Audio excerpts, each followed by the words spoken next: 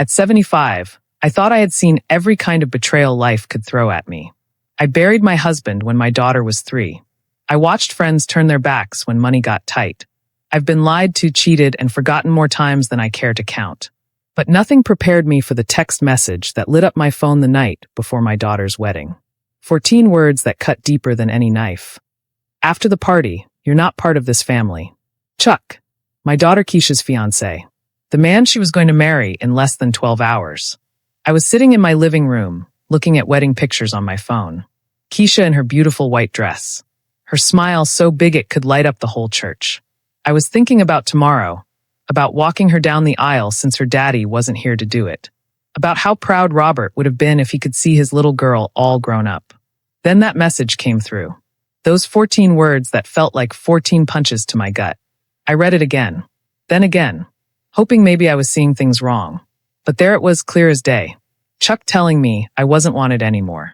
That after tomorrow's wedding party, I could just disappear. Like I was nothing. Like 32 years of raising Keisha by myself meant nothing. Like all those nights I worked double shifts at the hospital, cleaning floors so she could have nice clothes and school supplies, meant nothing. Like holding her when she cried, teaching her to drive, paying for her college, like none of that mattered anymore. Another message popped up. Keisha doesn't need you hanging around. She's starting fresh with me. A better life without all your drama. Drama? What drama? The drama of loving my child more than my own life? My hands started shaking, but not from fear. From anger. Pure, burning anger.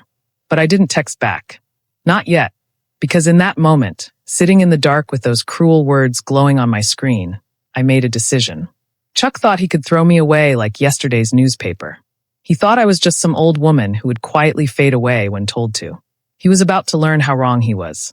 I picked up my phone and scrolled to a name I hadn't called in months. Dorothy Washington, my oldest friend and the smartest woman I knew. Dorothy used to be a private investigator before she retired. If anyone could help me figure out what Chuck was really up to, it was her. The phone rang twice before Dorothy's sharp voice answered. Chloe, it's late, honey. What's wrong? Dorothy, I said, and my voice came out steady and strong. I need your help. Something's not right about Chuck, and I need to know what he's hiding. Tonight. What happened? I told her about the texts. Every single word. Dorothy listened without interrupting, but I could hear her getting madder by the second. That little weasel, she said when I finished. Who does he think he is? Chloe, give me everything you know about this man. Full name, where he works, where he comes from. Everything. Charles Edward Morrison III. 34 years old. Claims to be a financial advisor. Drives an expensive car, wears fancy suits, says his family has old money. I'll start making calls right now, Dorothy said. I've still got friends who can dig up information fast. Chloe, if this man is trying to hurt Keisha, we're going to stop him. You hear me? After I hung up, I sat back and closed my eyes. The anger was still there, hot and fierce in my chest. But now there was something else mixed in with it. Something that felt like power. Chuck wanted to erase me from my daughter's life. He thought he could just snap his fingers and make me disappear. But Chuck didn't know Chloe Rose Johnson. He didn't know that I once worked 3 jobs to keep food on our table. He didn't know I fought insurance companies and doctors and teachers and anyone else who tried to tell me my daughter couldn't have the best. He didn't know that when you're a single mother, you learn to fight battles you never thought you could win. And he was about to find out. Tomorrow was supposed to be the happiest day of my life. I was supposed to watch my baby girl marry the love of her life and start a beautiful new chapter. Instead, I was going to save her from making the biggest mistake of her life. The clock on my kitchen wall ticked away the minutes. Each tick bringing us closer to morning. Closer to the wedding. Closer to the moment when Chuck would learn that you don't mess with a mother's love. Not even when that mother is 75 years old. Not even when you think she's too old to fight back. He picked the wrong woman. And he picked the wrong daughter. This was going to be a very long night. But by morning, I would have everything I needed to stop this wedding. And I was going to use every bit of it. Dorothy called back at midnight.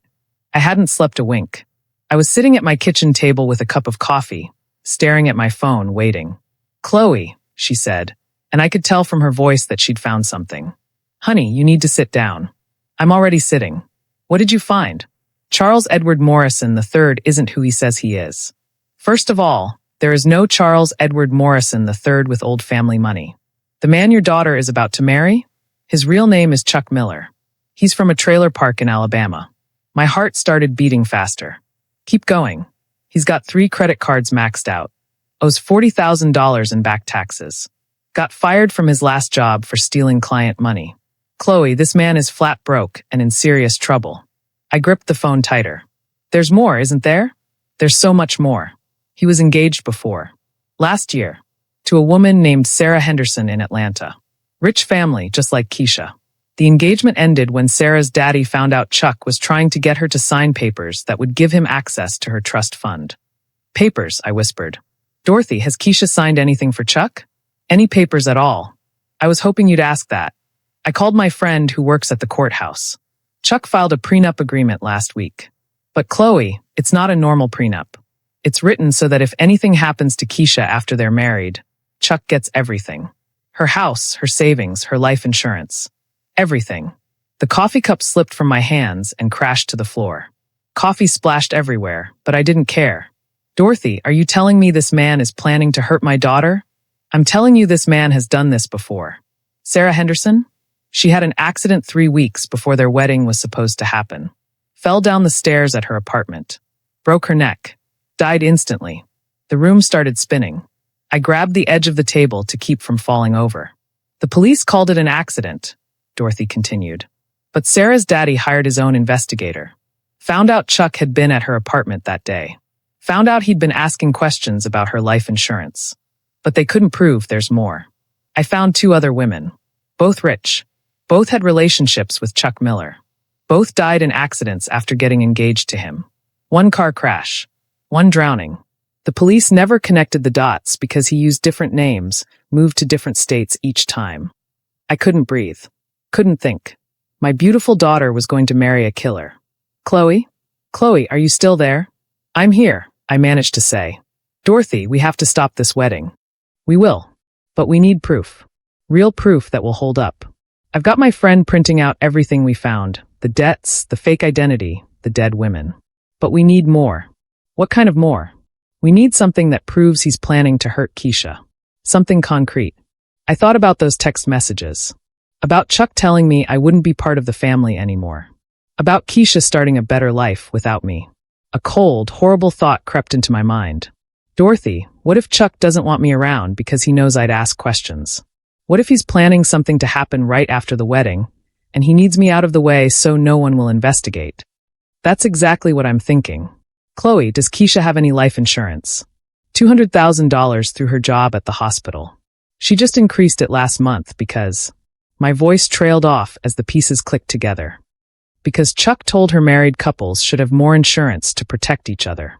Son of a bitch, Dorothy whispered. He's been planning this for months. The kitchen clock chimed 1 a.m. In 7 hours, my daughter would walk down the aisle to marry a man who planned to kill her. Dorothy, we have to call the police. With what? Suspicions? The deaths of those other women were ruled accidents. We can't prove Chuck was there when they died. We can prove he lied about his name and his money, but that's not enough to stop a wedding or get him arrested. Then what do? We get creative. Chloe, can you get into Chuck's hotel room? What? How would I do that? Keisha has a key, doesn't she? For tonight, before the wedding? She was right. Keisha had mentioned Chuck was staying at the fancy hotel downtown.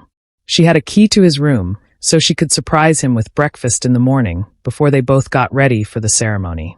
Even if I could get in, what am I looking for? Evidence. Real evidence. Something that shows he's planned this before. Maybe he kept souvenirs from the other women. Maybe he's got the fake documents he used with them. Maybe he's stupid enough to have kept records of the insurance payouts. Dorothy, I'm 75 years old. I can't break into hotel rooms like some kind of spy. You're not breaking in if you have a key. And Chloe, this is your daughter's life we're talking about. What choice do we have? She was right. I had to do this. Okay, I said. But I need backup. What if Chuck comes back while I'm in there? He won't. I've been watching his social media. He's at his bachelor party downtown. Posted a picture 20 minutes ago from some bar. He's drunk and having a great time. You've got hours. How do I get Keisha's key without her knowing? Easy. Call her. Tell her you can't sleep and you're worried about Chuck being nervous. Ask if you can bring him some of those cookies you made to calm his nerves. Mother-in-law being sweet to her future son-in-law. She'll give you the key. My hands were shaking again, but this time it wasn't from anger. It was from fear. Fear for my daughter. Fear of what I might find in that hotel room. Fear of what would happen if I didn't find anything at all. But I had to try. I called Keisha at 1:30 a.m. She answered on the first ring, sounding wide awake and excited. Mama, is everything okay? You never call this late. I'm fine, baby. I just can't sleep. I keep thinking about tomorrow, and I got worried about Chuck. You know how nervous grooms get on their wedding day. I made those chocolate chip cookies he likes, and I thought maybe I could drop them off at his hotel room. Just to be nice. Mama, that's so sweet of you. Chuck will love that. He's been so stressed about everything being perfect. Keisha's voice was soft and happy. I've got his room key right here. I was going to surprise him with breakfast in the morning, but cookies tonight is even better. 20 minutes later, I was standing outside Chuck's hotel room door with a plate of cookies in one hand and the key card in the other. The Grand Plaza Hotel, 15th floor, room 1547. I looked up and down the hallway. Empty. Quiet. Just me and my racing heart. The key card beeped green, and I slipped inside. The room was fancy. Bigger than my whole living room. Chuck's expensive suits were hanging in the closet. His shoes lined up perfectly by the door. Everything neat and organized, just like the man himself. I set the cookies on the desk and looked around. Where would someone keep evidence of murder? I started with his suitcase. Clothes folded perfectly. Nothing hidden in the pockets. Nothing unusual. Then I checked the dresser drawers. Empty except for hotel stationery and a Bible. The bathroom. Just his fancy cologne and toothbrush and shaving kit. I was starting to panic. Maybe Dorothy was wrong. Maybe Chuck really was just a broke man trying to marry up, not a killer. Maybe I was a paranoid old woman letting my imagination run wild. Then I saw his briefcase. Black leather. Locked. But I'd raised a daughter. I'd learned how to pick simple locks when Keisha was a teenager and kept locking her diary. Some skills you never forget. I used a bobby pin from my hair. Took me 3 minutes, but the briefcase clicked open. Inside were folders. Lots of folders. Each one had a woman's name written on the tab. Sarah Henderson. The first folder. I opened it with trembling fingers. Pictures of Sarah. Beautiful blonde woman, maybe 30 years old. Copies of her bank statements showing hundreds of thousands of dollars. A copy of her life insurance policy. $200,000. And at the bottom of the folder, newspaper clippings about her death. Local heiress dies in tragic fall. The articles were highlighted in yellow marker. The second folder. Jennifer Walsh. Same thing. Pictures, bank statements, insurance policy, newspaper clippings. Young woman drowns in lake accident. Third folder. Amanda Ross. Businesswoman dies in car crash day before wedding. My heart was pounding so hard I thought it might explode. 3 women. 3 accidents. 3 insurance payouts that Chuck had collected as their grieving fiancé. And at the very back of the briefcase, a folder with my daughter's name on it. Keisha Johnson. My hands were shaking so bad I could barely open it. But I had to see. Pictures of Keisha from her social media. Copies of her bank statements that she must have shown him when they applied for their marriage license. Her credit report. Information about her job at the hospital. And a life insurance policy application. The one she'd signed last month, thinking she was being responsible. $200,000. Chuck Miller listed as the beneficiary. But that wasn't the worst part. At the bottom of the folder was a handwritten note in Chuck's neat printing. Wedding night. Hotel room. Balcony accident. Tragic fall. New bride, overcome with happiness, leans too far over railing. Husband tried to save her, but couldn't reach her in time.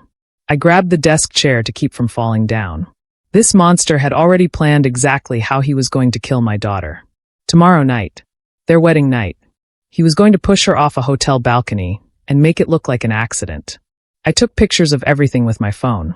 Every document, every note, every horrible detail of his plan. My hands were shaking so bad some of the pictures came out blurry, but I kept taking them. Then I heard voices in the hallway. Getting closer.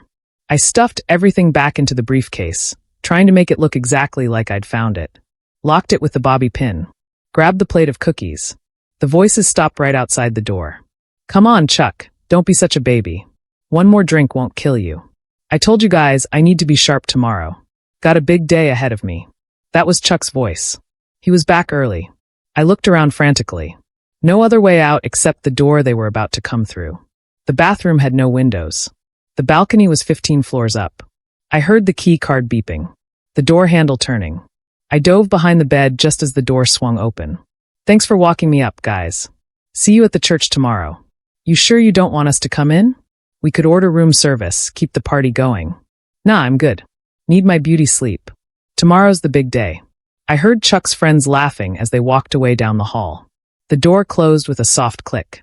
I was trapped, 15 floors up, hiding behind a bed, while a serial killer was standing 10 feet away from me. Chuck's footsteps moved across the room.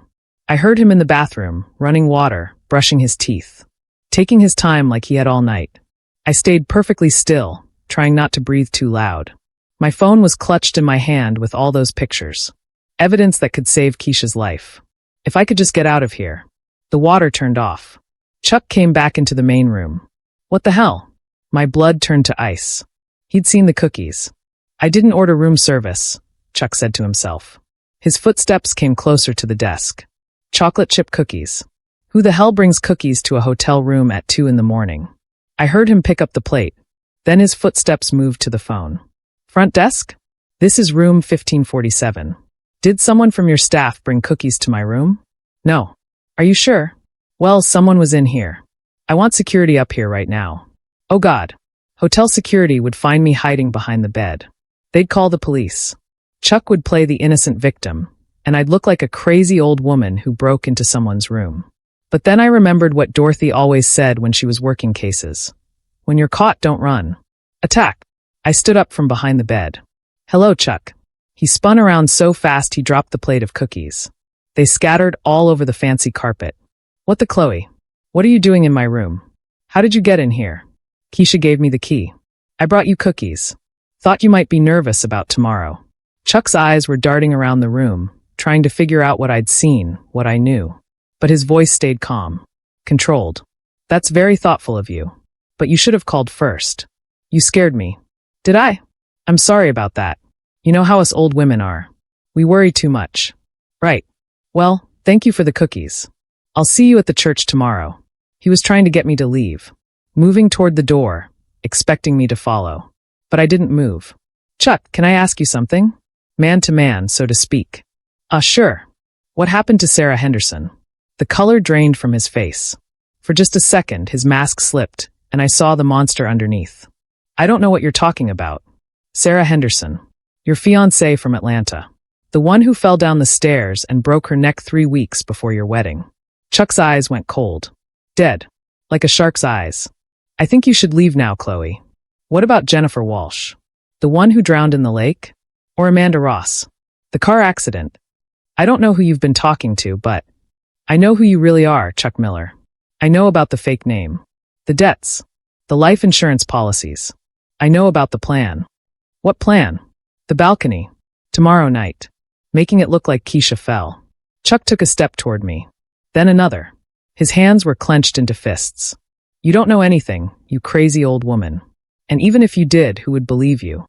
Everyone. Once they see the pictures. I held up my phone. Chuck lunged at me. But being 75 doesn't mean being helpless. I'd been taking self-defense classes at the senior center for 5 years.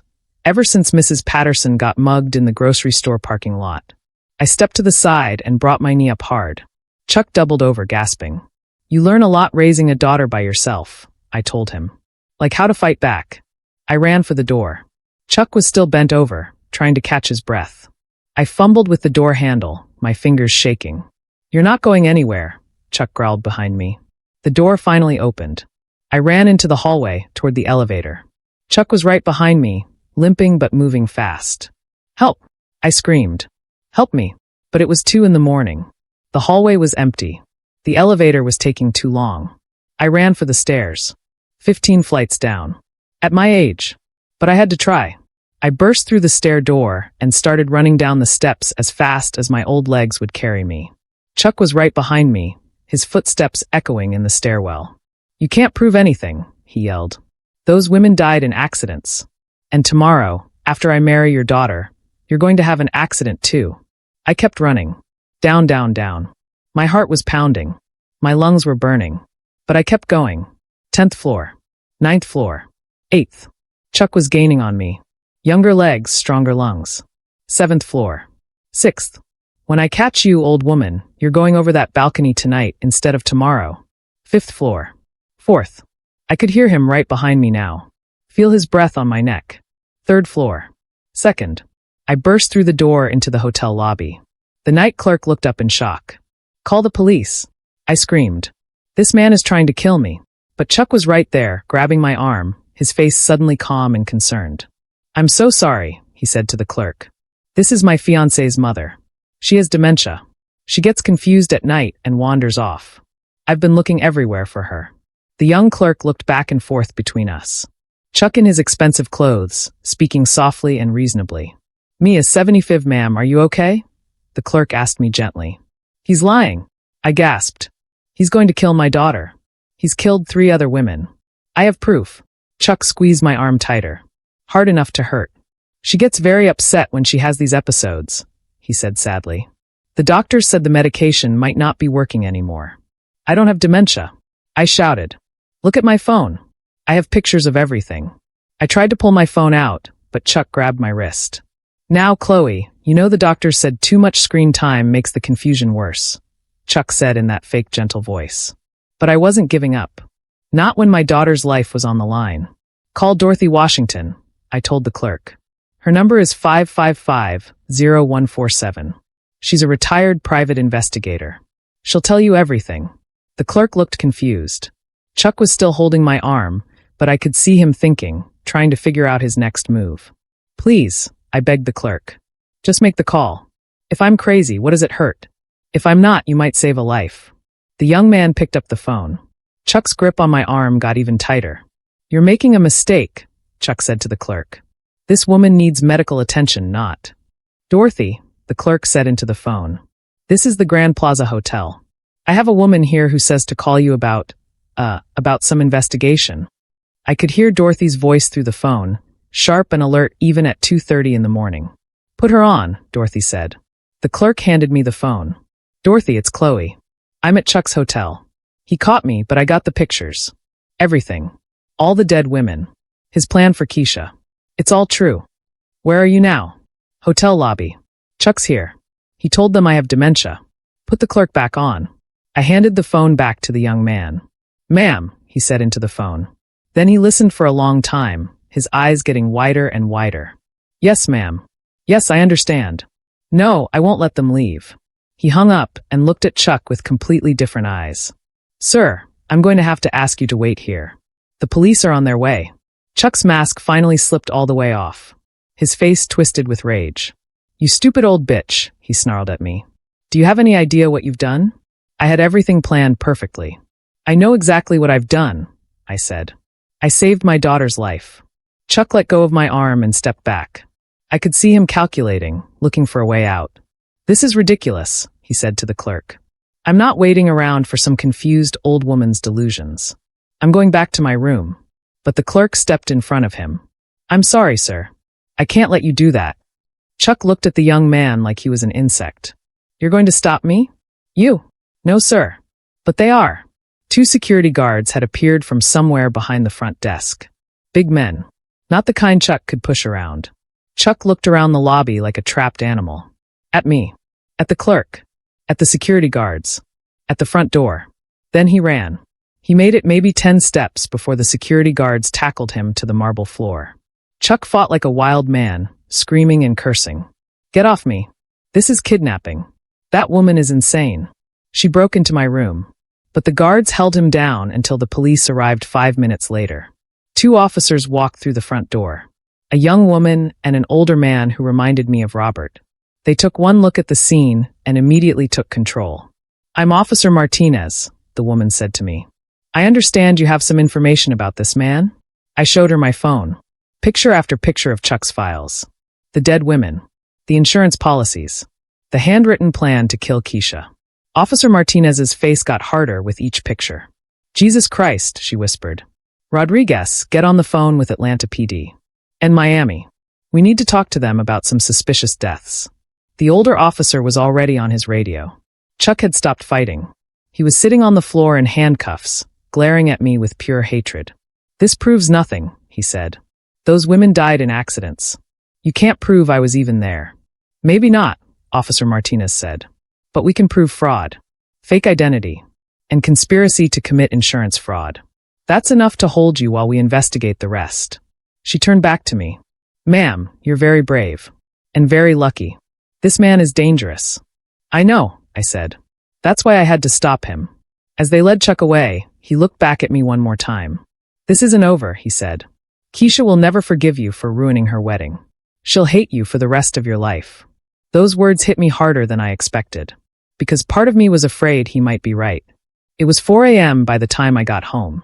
I sat in my kitchen with a cup of coffee, staring at my phone. I had to call Keisha. Had to tell her that the man she loved, the man she was supposed to marry in 4 hours, was in jail for murder. How do you tell your daughter that the fairy tale ending she's been dreaming of is actually a nightmare? I dialed her number. It rang and rang. Finally, her sleepy voice answered. "Mama, what's wrong?" "It's the middle of the night." "Baby," I said, and my voice started shaking. "I need you to come over. Right now. There's something about Chuck you need to know." "What about Chuck?" "Mama, you're scaring me. Just come over, honey. Please. And don't call Chuck. Don't text him. Just come." 30 minutes later, Keisha was sitting across from me at my kitchen table in her pajamas and a robe.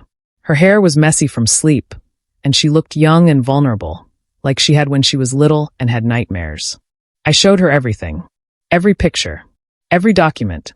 Every horrible detail of what Chuck really was. Keisha stared at the phone screen for a long time without saying anything. Her face went white, then red, then white again.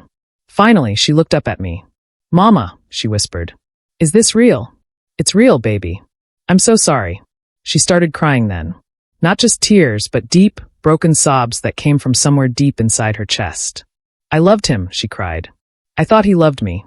I thought we were going to have babies and grow old together." I got up and put my arms around her, holding her like I had when she was little and the world seemed too big and scary. "I know, baby. I know. How could I be so stupid? How could I not see it? You're not stupid. You're trusting. You have a good heart. That's not something to be ashamed of." We sat there for a long time, her crying in my arms while the sun came up outside my kitchen window. The morning of what was supposed to be her wedding day. Around 7 a.m., my phone started ringing. And ringing. And ringing. First it was my sister Ruth. "Chloe, I just saw the news. Is it true? Is Chuck really?" Then my neighbor Mrs. Peterson. "I can't believe it. That nice young man who helped me carry my groceries." Then Keisha's best friend Sarah. Then her cousin Tommy. Then people I barely knew. The story was everywhere. Local news had picked it up. Groom arrested hours before wedding in serial killer investigation. Social media was going crazy. Everyone wanted to know what happened. Keisha looked at my phone buzzing on the table. "I can't deal with this right now, Mama. I can't talk to anyone." "You don't have to, baby. I'll handle it." But even as I said it, I knew this was just the beginning. In a few hours, 200 wedding guests were going to show up at St. Mary's Baptist Church expecting to see a wedding. Instead, they were going to get the shock of their lives. "We need to cancel everything," Keisha said through her tears. "The church, the reception hall, the flowers. Oh God, Mama, the cake. The band. The photographer. How do I explain this to everyone?" "One thing at a time," I said. "Let's start with the church." Pastor Williams was already at the church when I called him. He'd heard the news. "Mrs. Johnson, I am so sorry. How is Keisha holding up?" "Not good, Pastor. We need to cancel the service, but we've got people coming from all over. Family from out of state who don't know what happened yet. Don't you worry about that. I'll make some calls. We'll set up a prayer service instead. Give people a chance to come together and support Keisha." That was Pastor Williams for you. Always knew the right thing to do. But canceling the church was the easy part. The hard part was Chuck's family. They started showing up at 9 a.m. Chuck's mother, Patricia Morrison, or whatever her real name was. Chuck's sister. His aunt and uncle from Tennessee. All dressed up for a wedding, all demanding to know where Chuck was. Patricia was the worst. She came stomping up to my front door in her fancy purple dress and her big hat with feathers. "Chloe Johnson, what did you do to my son?" I opened the door, but didn't invite her in. "Your son is a murderer, Patricia. He's killed 3 women, and he was planning to kill my daughter tonight." "That's a lie. Chuck would never hurt anyone. You're just a jealous old woman who couldn't stand to see your daughter happy. Behind Patricia, Chuck's sister was nodding along. Chuck told us you were trouble. He said you were trying to break them up because you were jealous. Is that what he told you? I asked. Did he also tell you his real name is Chuck Miller? That he's broke? That he's been lying to all of us for 2 years? Patricia's face got red. I don't know what kind of poison you've been filling the police with, but… Mama, who's at the door? Keisha appeared behind me, still in her pajamas, her eyes red from crying. She looked so young and broken that I wanted to wrap her up and protect her from everything. But Keisha had always been stronger than people gave her credit for. She looked right at Patricia. Mrs. Morrison, Chuck is in jail because he was planning to murder me. The police found evidence. Pictures, documents, plans. Everything. That's impossible, Patricia said, but her voice wavered. Chuck loves you. He would never. Your son doesn't love anyone but himself, Keisha said. He killed Sarah Henderson. And Jennifer Walsh. And Amanda Ross. And I was supposed to be number 4. Chuck's sister stepped forward. You don't know what you're talking about. Those women died in accidents. 3 fiancés, 3 accidents, 3 insurance payouts? I said. What are the odds of that? For the first time, Patricia looked uncertain. Like maybe deep down, she'd always known something wasn't right about her son. The police are wrong, she said, but she didn't sound sure anymore. Chuck is a good boy. He's always been a good boy. No, he hasn't, said a voice behind them. We all turned to see an older man walking up my front steps. Gray hair, tired eyes, wearing a cheap suit that had seen better days. Who are you? Patricia demanded. I'm Detective Ray Miller, retired. From Tuscaloosa, Alabama. And Chuck Miller is my nephew. Patricia's face went white. Your nephew? But his name is Morrison. Charles Morrison III. Detective Miller shook his head sadly. His name is Charles Miller, Jr., named after his daddy, who died in prison for armed robbery when Chuck was 12. The silence on my front porch was so thick you could cut it with a knife. I've been tracking Chuck for 3 years, Detective Miller continued. Ever since Sarah Henderson died and her daddy called me. Asked me to look into it, because something didn't smell right. He pulled out a folder from his jacket. Sarah wasn't his first victim. She was his third. I found the other 2. Found the pattern. But Chuck was smart. Always moved to a new state, used a new identity. By the time I caught up to him, he was already here, courting your daughter. Keisha grabbed my arm. You knew? You knew he was dangerous and you didn't warn us. I tried, Detective Miller said. I called the local police 6 months ago. Told them to keep an eye on Chuck Miller.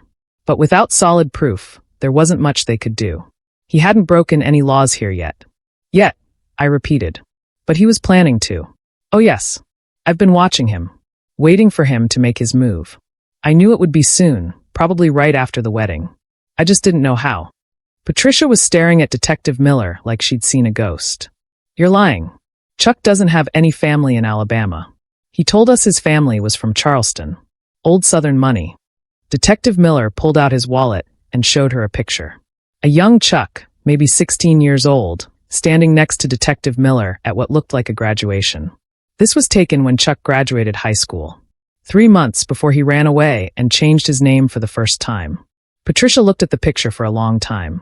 Then she started crying. I knew, she whispered. Deep down, I knew something was wrong. But he was so charming, so convincing. And he made Keisha so happy. I wanted to believe he was real. He's real, Detective Miller said. The monster part is real. The rest was all an act. Chuck's sister was shaking her head. This can't be happening. This can't be real. It's real, Keisha said quietly. And now I have to figure out how to live with the fact that I almost married a man who was planning to kill me. Just then, a news van pulled up in front of my house. Then another one. Then a third. Oh no, I said. Here they come. Reporters were getting out of the vans, carrying cameras and microphones. They'd found us. Detective Miller looked at the approaching reporters, then back at us. Ladies, if I were you, I'd get inside and lock the door. This is about to become a circus. We all hurried into my house, just as the first reporter reached my front gate. I locked the door and pulled the curtains closed, but I could already hear them setting up outside. Mrs. Johnson, can you tell us how you discovered your daughter's fiancé was a serial killer? Keisha, how does it feel to know you almost married a murderer? What made you suspicious, Mrs. Johnson? I turned to Detective Miller, who was looking out my front window at the growing crowd of reporters. How long have they known? I asked. The arrest happened at 2:30 a.m. The story broke around 6. By now, it's probably national news. This is the kind of story that catches fire fast. Serial killer stopped at the altar by the bride's mother? Every news station in the country is going to want a piece of this. Patricia Morrison, or whatever her real name was, had collapsed into my kitchen chair. She looked like she'd aged 10 years in 10 minutes. "I don't understand," she kept saying. "Chuck was such a good boy. He brought me flowers every Sunday. He helped me with my groceries. He fixed my garbage disposal." "That's how sociopaths work," Detective Miller explained. "They're charming. They study people, figure out what they want to see, and then they become that person. Chuck became the perfect son for you, the perfect fiancé for Keisha. It's all an act. But he seemed so genuine," Chuck's sister said. "When he talked about loving Keisha, about wanting to start a family with her, I believed him. He probably believed it too, in his own twisted way," Detective Miller said. "In his mind, he did love her. He loved what she could give him. The money, the respectability, the cover story. To Chuck, that is love." Keisha was sitting on my couch, staring at her hands. She hadn't said much since the reporters arrived. "Baby," I said gently, "how are you holding up?" She looked up at me with red, swollen eyes. "Mama, what if you hadn't found out? What if you just ignored those text messages and let the wedding happen?" "But I didn't ignore them. And the wedding didn't happen. But what if it had? I'd be dead right now. Tonight, I'd be dead, and Chuck would be playing the grieving widower, collecting my life insurance money." The reality of it hit her again, and she started crying harder. All those times he held me. All those times he said he loved me. All those times we were intimate. And the whole time, he was planning to kill me. I sat down next to her and put my arm around her. "Don't do that to yourself. Don't torture yourself with what-ifs. How can I ever trust anyone again? How can I ever believe that someone loves me for real and not just for what they can get from me?" Before I could answer, my phone rang. "Dorothy. Chloe, are you watching the news?" "I can't. There are reporters camped outside my house. It's everywhere. CNN, Fox, MSNBC. They're calling you a hero. The mother who saved her daughter from a serial killer. You're trending on Twitter." I looked at Keisha, who had heard Dorothy through the phone. "I don't want to be a hero," I said. "I just want this to be over so Keisha can heal." "It's going to get worse before it gets better," Dorothy warned me. "I'm seeing reports that 3 more women have come forward. Women who dated Chuck under different names in different cities. They think there might be more victims than we even know about." Through the window, I could see more news vans arriving. The circus was getting bigger. "Dorothy, what do I do? I can't keep Keisha trapped in this house forever, but every time we step outside, they're going to attack us with questions. You need a lawyer. Someone who specializes in media relations. And you need to control the narrative before it controls you." "What do you mean?" "I mean, right now, everyone's calling you a hero. But if you hide from the press, if you don't tell your side of the story, they're going to start making up their own version. And trust me, you don't want that." Detective Miller was nodding as he listened to our conversation. "She's right," he said. "I've seen this before. If you don't get out in front of the story gets out in front of you." "But I don't want to be on TV," Keisha said. "I don't want everyone staring at me, feeling sorry for me." "You don't have to go on TV," Detective Miller said. "But your mama might want to consider it. People want to hear from the woman who stopped a serial killer. If you tell the story yourself, you can make sure they get it right." I looked out the window again. The crowd of reporters had doubled in the past hour. What would I even say? "The truth," Detective Miller said simply. "Tell them about the text messages. Tell them about the investigation. Tell them how a mother's instinct saved her daughter's life." My phone rang again. This time it was a number I didn't recognize. "Mrs. Johnson? This is Amanda Peters from Good Morning America. I know this is a difficult time, but we would love to have you on the show tomorrow morning. We could do it via satellite from your local station, so you wouldn't have to travel to New York." Good Morning America. I'd been watching that show for 20 years. Never thought they'd be calling me. I don't know. I need to think about it. "Of course. But Mrs. Johnson, I want you to know that what you did was incredibly brave. You saved your daughter's life, and probably the lives of other women who would have been Chuck's future victims. People need to hear this story." After I hung up, the phone immediately rang again. Then again. Then again. The Today Show. CBS This Morning. Ellen. Dr. Phil, 60 Minutes. Everyone wanted to talk to the mother who caught the serial killer. "Mama, Keisha said quietly. Maybe you should do it. Maybe if you tell the story, it will help other people. Other mothers who have bad feelings about their children's partners. You think so? Chuck almost fooled me completely. But he didn't fool you. You knew something was wrong from the beginning, didn't you? I thought about it. Had I always known? Or had I just been a jealous mother who got lucky? I knew he was wrong for you, I said. But I thought it was because he was trying to push me out of your life. I never imagined he was planning to kill you. But you listened to your instincts. You investigated when something felt off. You didn't just ignore it and hope for the best. Keisha was right. How many other mothers had that same nagging feeling about their children's partners? How many ignored it because they didn't want to seem interfering or jealous? Maybe I could help people, I said slowly. Maybe if I tell the story, other mothers will trust their instincts too. Detective Miller smiled. Now you're thinking like a hero. I'm not a hero. I'm just a mother who loves her daughter. Same thing, he said. Outside, the crowd of reporters was getting restless. I could hear them interviewing my neighbors, asking about Chuck, about me, about what kind of person I was. Mrs. Peterson from next door was telling someone. Chloe Johnson is the finest woman I know. She raised that girl all by herself, worked 3 jobs, never complained.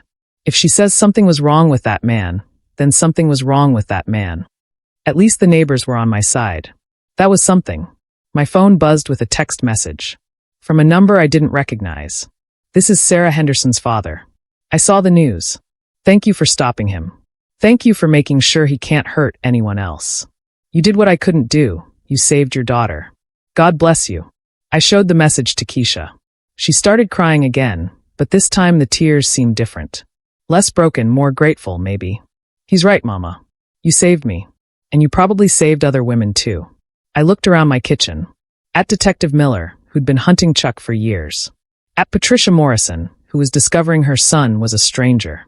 At Keisha, who was alive because her mother refused to be pushed aside. And I made a decision. Okay, I said. I'll do the interviews. I'll tell the story. But we do it right. We tell the truth, all of it, and we use it to help people. Detective Miller nodded approvingly. I think that's the right choice. But first, I said, looking at the crowd outside my window, we need to get out of here. Keisha needs some peace and quiet to process all this. Where can we go? Keisha asked. They'll follow us wherever we go. Not if we're smart about it, Detective Miller said with a smile. I know a place. An hour later, we were sitting in a cabin by Lake Harrison, about 30 miles outside town. Detective Miller had called his friend who owned the place, and we'd snuck out the back door while Dorothy created a distraction by bringing coffee to all the reporters in my front yard. The cabin was small but peaceful. Just 2 bedrooms, a tiny kitchen, and a living room with big windows looking out over the water. No reporters. No cameras. Just quiet. Keisha was sitting on the porch swing, staring out at the lake. She'd barely spoken during the drive here. How you holding up, baby? I asked, sitting down next to her. I keep thinking about our first date, she said quietly. Chuck took me to that fancy restaurant downtown. The one with the cloth napkins and the wine list I couldn't pronounce. He was so charming, so attentive. He asked me all these questions about my life, my dreams, my family. I thought he was genuinely interested in me. He was interested. Just not the way you thought. He was studying me, wasn't he? Like a predator studies prey. Figuring out my weaknesses, what I wanted to hear. I didn't answer, because we both knew she was right. The worst part, Keisha continued, is that some of it felt real. When he held my hand, when he told me I was beautiful, when he said he wanted to spend his life with me. How can someone fake that so convincingly? Because he's had practice. Lots of practice. Detective Miller came out onto the porch carrying 3 cups of coffee. I just got off the phone with the FBI, he said. They're officially taking over the case. This has gone federal. What does that mean? I asked. It means they're looking at this as a multi-state serial killer investigation. They think Chuck might have killed more than just the 3 women we know about. They're going back 20 years, looking at suspicious deaths of young women who were engaged or newly married. Keisha shuddered. 20 years. Maybe more. The FBI thinks Chuck might have started when he was in college. There was a girl at the University of Alabama who died in a dorm fire in 2003. She'd just gotten engaged to a student named Charlie Mills. Same initials as Chuck Miller. How many women? I asked. They don't know yet, but they think it could be a dozen or more.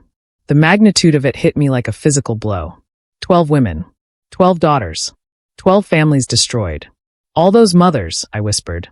All those mothers who lost their daughters and never knew why. But because of you, Detective Miller said, no more mothers will have to go through that. You stopped him. My phone, which had been mercifully quiet for the past hour, started buzzing again. I looked at the screen. Dorothy. Chloe, where are you? The reporters are going crazy. They think you've been kidnapped or something. We're safe. Just needed to get away from the circus for a while.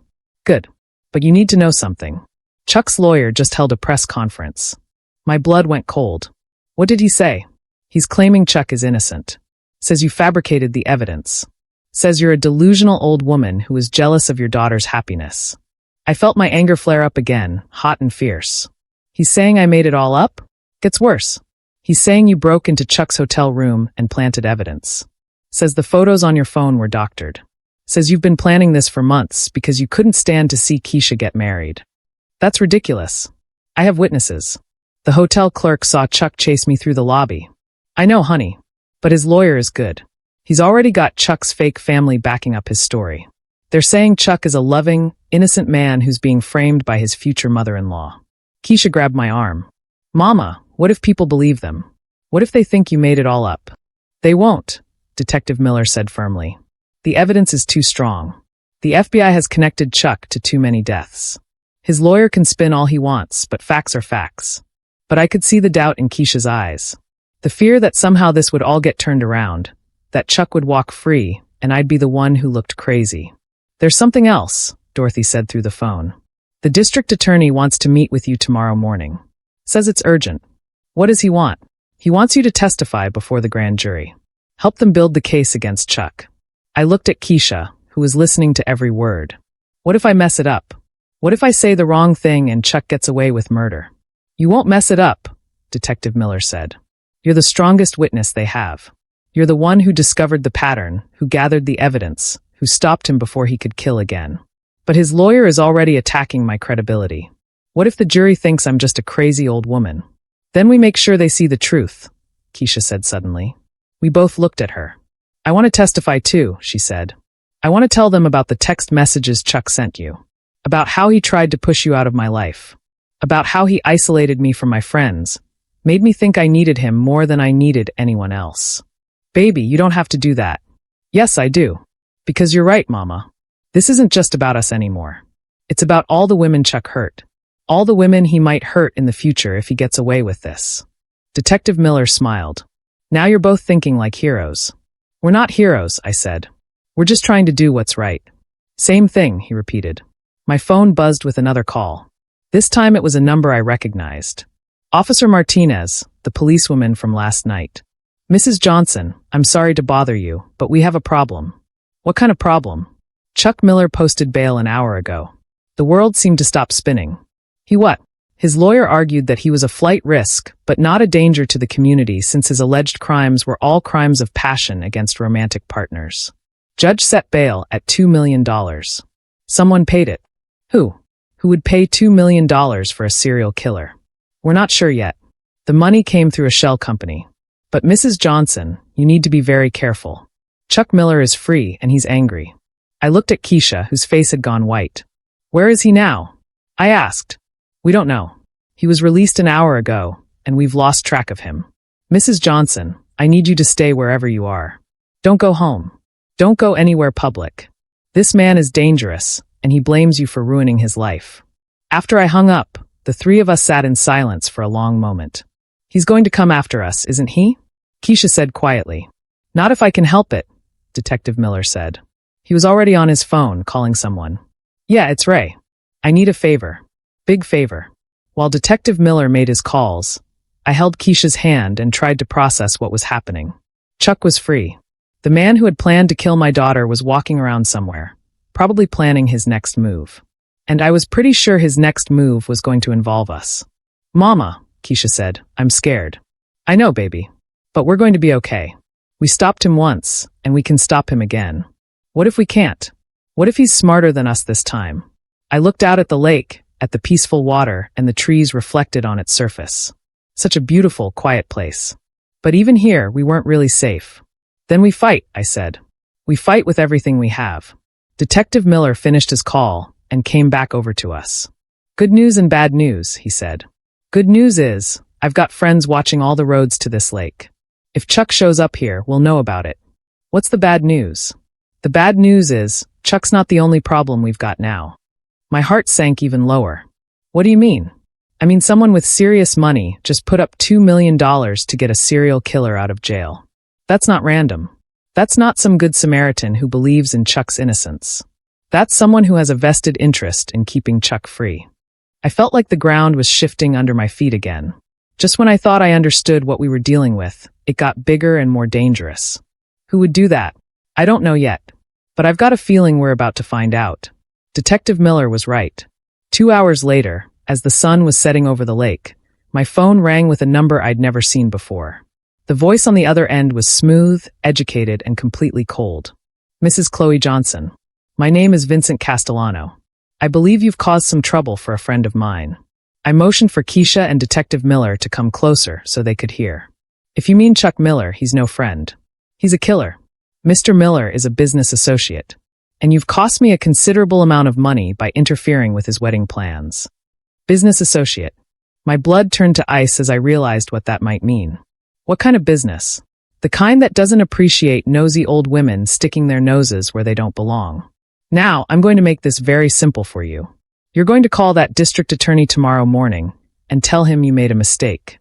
Tell him you misunderstood what you saw in Mr. Miller's hotel room. Tell him you're sorry for the confusion. I'm not going to lie for you or Chuck. Oh, I think you will.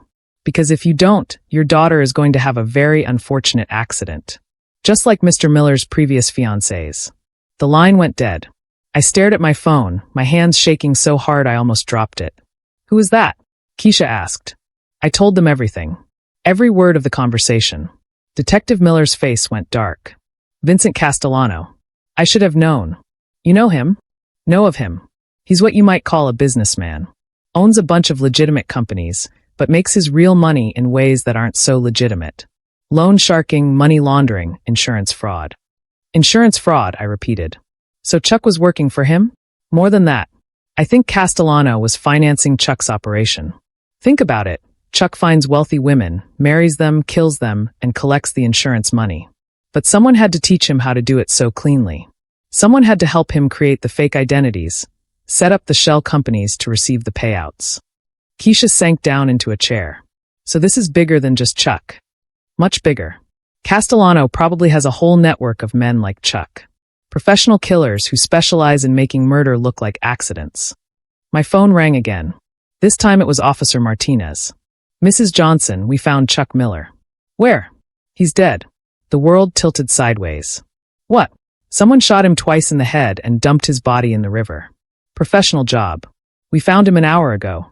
I looked at Detective Miller, who was listening to my side of the conversation. When? I asked.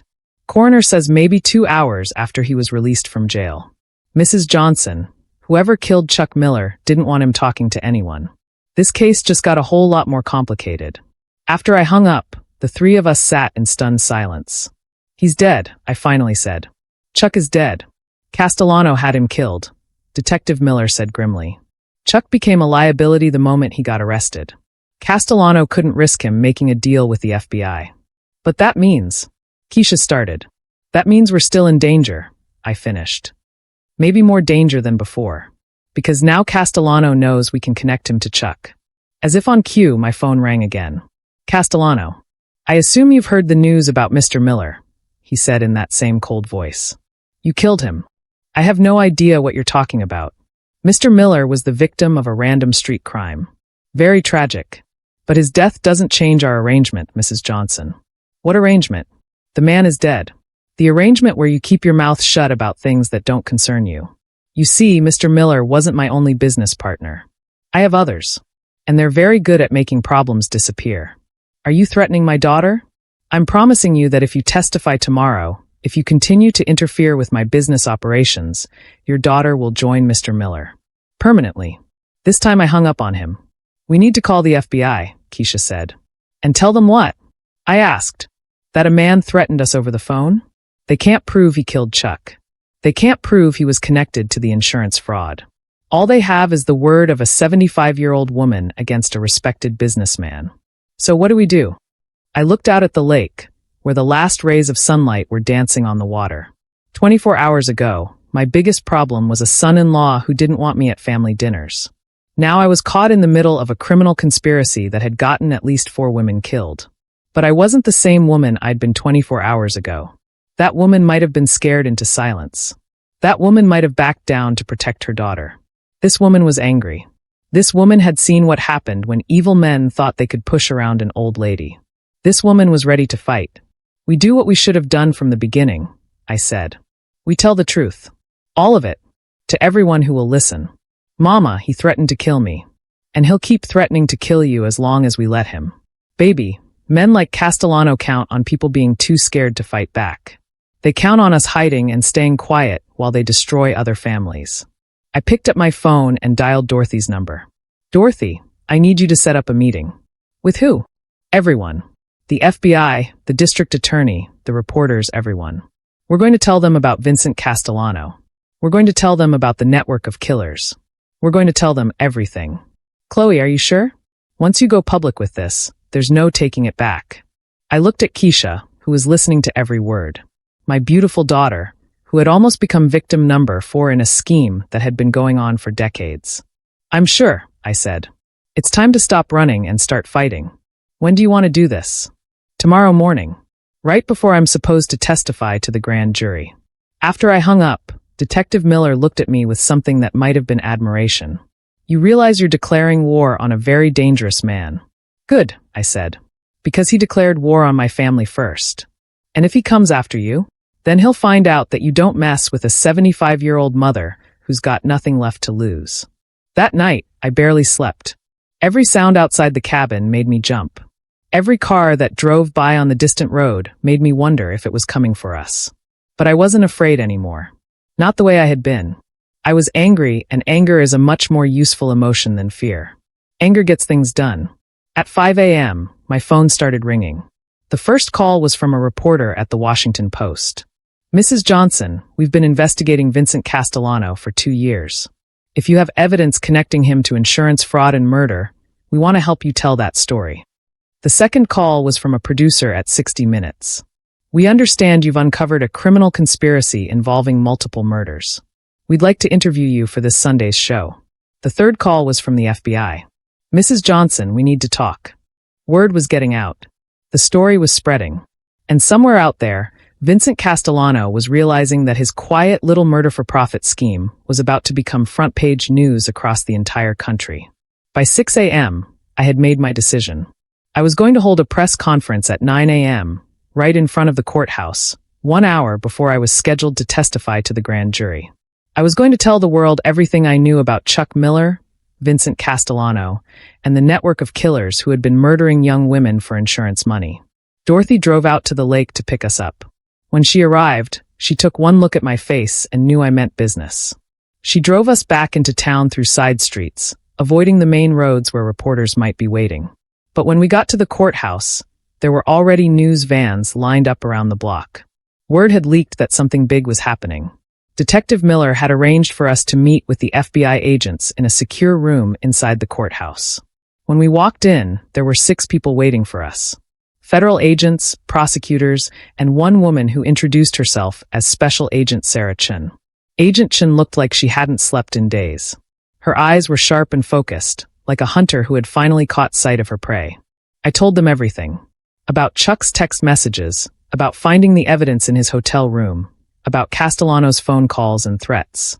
I showed them the pictures on my phone, the documents I had photographed, every piece of evidence I had gathered. Agent Chin listened without interrupting, taking notes on a yellow legal pad. When I finished, she looked up at me with something that might have been respect.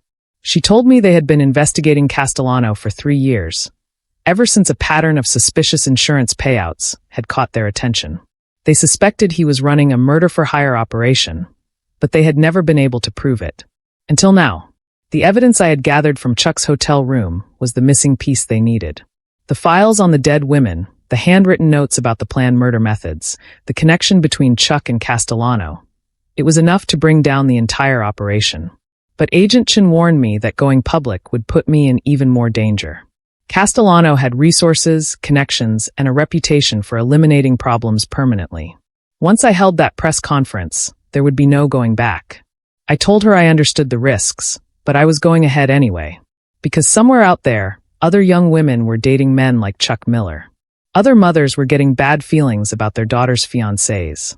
And if my story could save even one life, it was worth the risk. At 9 a.m. sharp, I walked out onto the courthouse steps. The crowd of reporters was bigger than I had expected. Cameras from every major news network, journalists from newspapers I had read my whole life, bloggers and podcasters, and people with phones recording everything. I had written down some notes, but when I got to the podium, I put them aside. This wasn't the time for prepared remarks.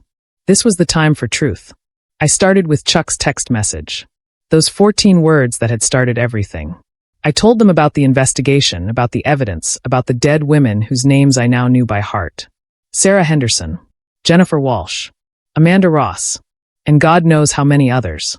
I told them about Vincent Castellano and his network of professional killers. About the insurance fraud scheme that had been operating for decades. About the phone calls and the threats and the murder of Chuck Miller to keep him quiet.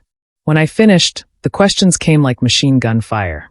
Dozens of reporters shouting at once, wanting details, wanting quotes, wanting more. But I only answered 3 questions. The first was from a young woman reporter who asked me why I decided to investigate Chuck in the first place. I told her about a mother's instinct. About how you know deep in your bones when something threatens your child. About how love makes you brave even when you're scared. The second question was from an older male reporter who asked me if I was afraid of retaliation from Castellano. I told him I was terrified, but I was more afraid of staying silent while other daughters died. The third question was from a woman who asked me what I wanted people to take away from my story. I looked straight into the camera and spoke to all the mothers watching. I told them to trust their instincts. To ask questions when something feels wrong. To never let anyone make them feel guilty for protecting their children. And I told them that 75 years old doesn't mean powerless. It means experienced. It means you've survived enough battles to know how to fight the important ones. After the press conference, Agent Chin pulled me aside. The FBI had moved fast based on the information I provided. They had already raided 3 of Castellano's businesses and arrested 2 men they believed were part of the murder network. But Castellano himself had disappeared. His lawyers claimed he was out of the country on business, but the FBI suspected he was hiding somewhere, planning his next move. I spent the rest of the morning testifying to the grand jury. I told them the same story I had told the reporters, the same story I had told the FBI. The truth, all of it, holding nothing back. When I finished, the foreman of the jury looked at me and said something I will never forget. He said that in 40 years of jury service, he had never heard testimony that was more clear, more convincing, or more important. The grand jury voted to indict Vincent Castellano on 17 counts of conspiracy to commit murder, insurance fraud, and racketeering. It was one of the largest criminal conspiracies the FBI had uncovered in years.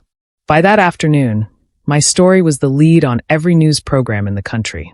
The mother who exposed a murder network. 75 and fighting back. The wedding that never was. But the story that meant the most to me was the one that ran in our local newspaper. It was written by a reporter who had known me for years, who understood that this wasn't about fame or attention. It was about a mother protecting her child. The headline was simple: Chloe Johnson, a mother's love. That evening, back at the lake house, Keisha and I sat on the porch watching the sunset. For the first time in 2 days, she seemed peaceful. Not happy. It would be a long time before she was truly happy again, but peaceful. She told me she was proud of me. Proud of how I had fought for her, how I had refused to be intimidated, how I had turned a personal tragedy into something that might help other people. I told her I was proud of her too. For her strength, for her courage in facing the truth about Chuck, for her willingness to testify and help bring down Castellano's network. We talked about what came next. Keisha would need therapy to process everything that had happened. I would need to testify at Castellano's trial, assuming the FBI caught him. We would both need to learn how to feel safe again. But for now, sitting on that porch with my daughter alive beside me, watching the sun set over the water, I felt something I hadn't felt in days. Peace. The phone rang once that evening. I almost didn't answer it, but something made me pick it up. It was a woman's voice I didn't recognize, soft and grateful. She told me her name was Lisa, that she lived in Phoenix, Arizona. She had been engaged to a man who reminded her of Chuck Miller. Charming, controlling, always pushing her family away. She had been having doubts, but she thought she was just being paranoid. Then she saw my press conference on the news. Lisa told me she broke off her engagement that afternoon. She had done some investigating of her own and found out her fiancé had lied about his job, his background, even his real name. She thanked me for giving her the courage to trust her instincts, for showing her that it was better to be safe than sorry. After I hung up, I looked at Keisha, who had heard the entire conversation. She smiled at me, the first real smile I had seen from her since this whole nightmare began. That phone call was just the beginning. Over the next week, I received dozens of calls, emails, and letters from women across the country. Women who had left abusive relationships after seeing my story. Women who had trusted their instincts about suspicious partners. Women who had investigated their fiancés and found lies, debts, or worse. Each story reminded me why I had spoken out. Why I had risked everything to tell the truth. But Vincent Castellano was still out there somewhere. And he wasn't giving up. 3 days after my press conference, Agent Chen called with an update. The FBI had discovered the scope of Castellano's operation was even bigger than they had imagined. They now believed he had been running murder-for-insurance schemes in 12 states over the past 15 years. They had identified at least 23 women who had died under suspicious circumstances after becoming engaged to men who worked for Castellano. 23 daughters. 23 families destroyed. All for money. The FBI had arrested 4 more men they believed were part of the network. Professional killers who specialized in making murder look like accidents. Each one had multiple fake identities, just like Chuck Miller. Each one had left a trail of dead fiancés behind them. But Castellano himself remained a ghost. His lawyers claimed he was in Europe on business, but Interpol couldn't locate him. The FBI suspected he was hiding somewhere in the United States, possibly planning to eliminate the witnesses who could testify against him. Witnesses like me. Agent Chen assigned 2 agents to watch me and Keisha around the clock. They were good agents, professional and careful, but their presence was a constant reminder of how much danger we were still in. I couldn't go back to my house. There were still reporters camping outside, and the FBI was concerned about security. So Keisha and I stayed at the lake house, living like refugees from our own lives. It was during this time that I got a call that changed everything. The voice on the phone was elderly, shaky, but determined. She told me her name was Deborah Castellano, Vincent's mother. My blood went cold. Was this a trap? A way for Vincent to get to me through his own family? But Deborah kept talking, and something in her voice made me listen. She told me she was 82 years old and dying of cancer.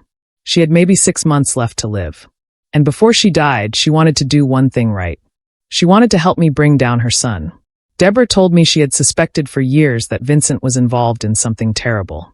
The expensive cars, the fancy houses, the mysterious business trips. None of it made sense based on his legitimate businesses. But she had been too scared to ask questions, too afraid of what she might discover. Then she saw my press conference on television. She saw the pictures of Sarah Henderson, Jennifer Walsh, Amanda Ross. She saw the pain in my eyes as I talked about nearly losing my daughter. And she realized her son was a monster. Deborah asked if we could meet. She had information that could help the FBI find Vincent, evidence she had been keeping secret for years. Bank records, phone logs, addresses of properties Vincent owned under fake names. But she was afraid to contact the FBI directly. She was afraid Vincent would find out and have her killed before she could testify. I talked to Agent Chen about Deborah's call. At first, she was suspicious. It could be a trap, a way for Castellano to lure me into the open. But when Deborah provided specific details about Vincent's operation that only someone close to him would know, Agent Chen agreed to the meeting. We met at a small cafe in the next town over. Deborah Castellano was a tiny woman, maybe 90 pounds, with white hair and kind eyes that reminded me of my own grandmother. She walked with a cane and moved slowly, but her mind was sharp as a razor. She brought a shoebox with her. Inside were years of documentation about Vincent's activities. Bank statements showing millions of dollars in suspicious transactions. Phone bills with calls to the fake identities Chuck Miller and the other killers had used. Property deeds for houses in 7 different states, all purchased with cash. But the most damning evidence was a notebook Vincent had kept in his teenage years. Deborah had found it in his old bedroom when she was cleaning out her attic. It was filled with detailed plans for insurance fraud schemes, practice signatures for fake identities, and lists of wealthy women he had researched as potential targets. The notebook was dated 15 years before Sarah Henderson's death. Vincent Castellano had been planning this operation since he was barely out of high school. Deborah told me she had known Vincent was different from the time he was a small child. He was cruel to animals, manipulative with adults, completely lacking in empathy or remorse. But he was her son, and she had hoped he would change as he got older. Instead, he had gotten worse. Much worse. She handed me a letter she had written to be read at Vincent's trial. In it, she apologized to all the families Vincent had destroyed. She took responsibility for not stopping him sooner, for not speaking up when she first suspected what he was doing. The letter ended with 5 words that broke my heart. I failed as his mother. I looked at this tiny, dying woman who had found the courage to betray her own son to save other people's daughters. And I told her something I believed with my whole heart. She hadn't failed as a mother. She had failed as Vincent's protector, but she had succeeded as a mother to every woman he might have killed in the future. Sometimes the most loving thing a mother can do is stop her child from hurting others. Deborah started crying then, and I held her hand across that cafe table while she cried for the son she had lost long before he became a killer. The information Deborah provided led to the biggest break in the case. The FBI raided a house Vincent owned under a fake name in rural Virginia and found his operational headquarters. Computers with detailed files on dozens of women, including current targets his remaining network was stalking. Bank records showing the full scope of the insurance fraud scheme. And evidence that Vincent was planning something called Phase 2. Agent Chen called me that evening with the news. Phase 2 was Vincent's plan to eliminate all the witnesses who could testify against him. Starting with me. The FBI had found detailed surveillance photos of me and Keisha. Maps of the lake house where we were staying. Floor plans of the courthouse where I would testify. Even a backup plan to target Dorothy if they couldn't get to me directly. Vincent Castellano was coming for us. And he was coming soon. That night, as I lay in the small bedroom of the lake house listening to Keisha sleep in the next room, I thought about how much my life had changed in just 1 week. 7 days ago, I was a retired hospital worker whose biggest worry was whether her daughter's fiancé liked her. Now I was the target of a professional killer who had unlimited resources and nothing left to lose. But I wasn't the same woman I had been 7 days ago either. I had faced down a serial killer in a hotel room. I had stood up to organized crime on national television. I had helped the FBI uncover one of the largest murder conspiracies in American history. If Vincent Castellano wanted to come after a 75-year-old grandmother, he was welcome to try. But you know what? Sometimes the most dangerous predator makes one fatal mistake. They underestimate a 75-year-old woman who's got nothing left to lose. 3 days later, Vincent Castellano was found by the FBI. You want to know where? Hiding in a storage unit in Delaware, surrounded by fake passports and $2 million in cash. The man who thought he was untouchable was caught like a rat in a trap, all because his own dying mother chose justice over blood. The trial made national headlines for months. Vincent Castellano, the mastermind behind what prosecutors called the most sophisticated murder-for-profit scheme in American history, was sentenced to life in prison without parole. 4 of his associates got similar sentences. The FBI estimated they had prevented at least a dozen more murders by shutting down the network. But this story isn't really about Vincent Castellano or Chuck Miller or criminal conspiracies. This story is about what happened when the cameras stopped rolling and the reporters went home. Because that's when the real healing began. The hardest conversation I've ever had in my life happened 4 days after Vincent's arrest. I was back in my own house for the first time in 2 weeks. The reporters were finally gone. The FBI protection was lifted. And it was just me and Keisha sitting in my living room where this whole nightmare had started. She hadn't said much since Chuck's death. Oh, she'd been strong during the FBI interviews and the media circus. But I could see the real damage in her eyes. The way she flinched when her phone buzzed. The way she checked locks 3 times before going to bed. The way she looked at me sometimes, like she wasn't sure whether to thank me or blame me for turning her world upside down. "Mama," she said that afternoon, staring at her hands. "I need to ask you something, and I need you to be honest with me." My heart started racing. Here it comes, I thought. Here's where she tells me I destroyed her happiness. Here's where she says she can never forgive me for ruining her fairy tale.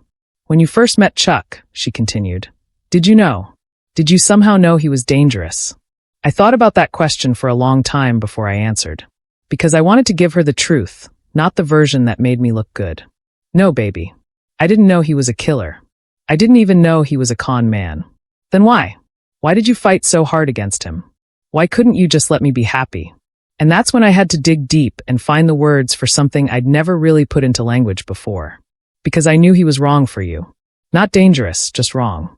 He was trying to erase me from your life, trying to make you believe you didn't need your family anymore. And honey, any man who wants to isolate you from the people who love you, that man is not safe.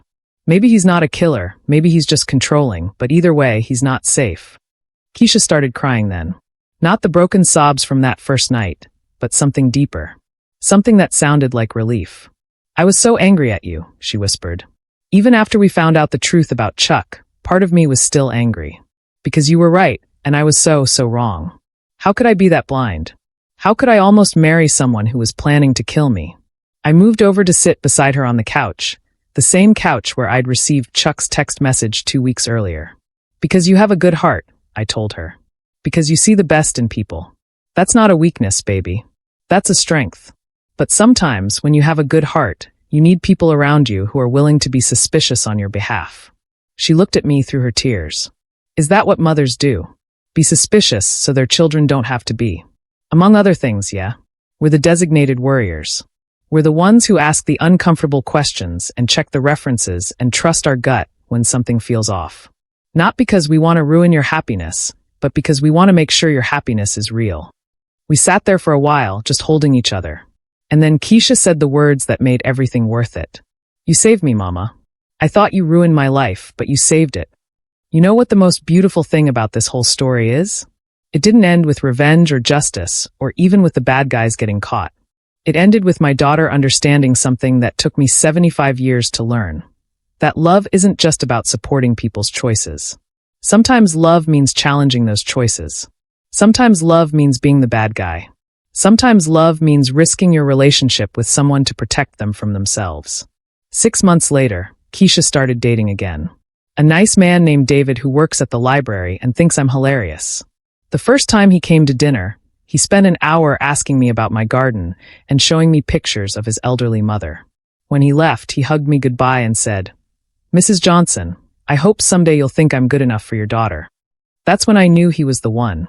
Because a man who wants to win over the mother, a man who sees the family as something to join, not something to escape, that's a man who understands what love actually looks like. But here's the thing that really changed me. Those phone calls I got after my press conference, they never stopped coming. Every week, I get letters from women who saw my story and trusted their own instincts about suspicious partners. Women who left bad relationships, who investigated their fiancés, who refused to be isolated from their families.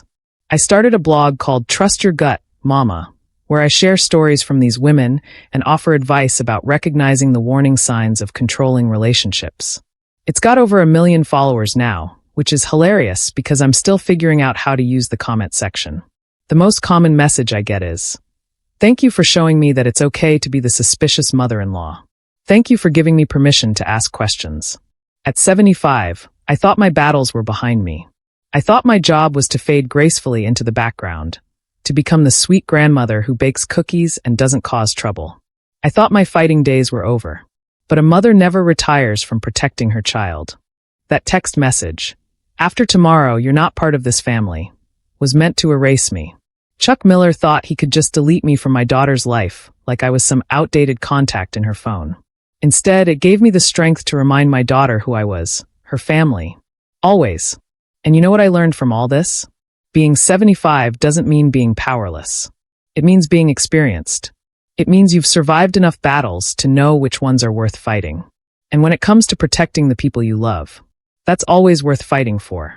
So to all the mothers watching this, to all the women who've been told they're being too suspicious, too protective, too involved, listen to me. Trust your gut. Ask the hard questions. Be willing to be the bad guy if it means keeping your family safe. And remember, love isn't always convenient. Sometimes it's messy and complicated and requires you to risk everything. But it's always worth it. That's my story. The night before my daughter's wedding changed everything. But it didn't end with a wedding. It ended with something better. It ended with the truth. If this story resonated with you, hit that like button, subscribe, and share it with the mothers in your life. Because we all need to be reminded that sometimes the most loving thing you can do is refuse to stay quiet. And remember, you're never too old to fight for the people you love.